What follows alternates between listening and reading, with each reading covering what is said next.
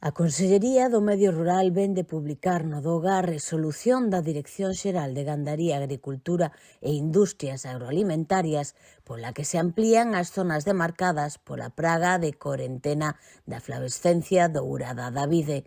A finalidade é manter e reforzar as medidas urxentes destinadas á erradicación e control desta enfermidade que afecta as vides na nosa comunidade e que supón unha seria ameaza para o sector vitivinícola.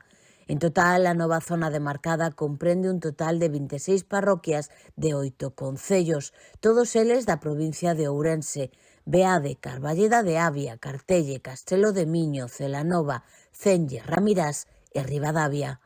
Nas prospeccións realizadas no segundo semestre do ano 2025 detectáronse novas plantas positivas a esta doenza en varios concellos, polo que resulta necesario ampliar novamente a zona demarcada e manter as medidas fitosanitarias establecidas.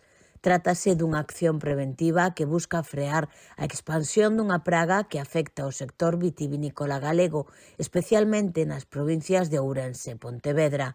Actualmente, tendo en conta esta nova ampliación, hai un total de 34 concellos afectados en toda Galicia, dos cales 24 corresponden a Ourense e os 10 restantes a Pontevedra.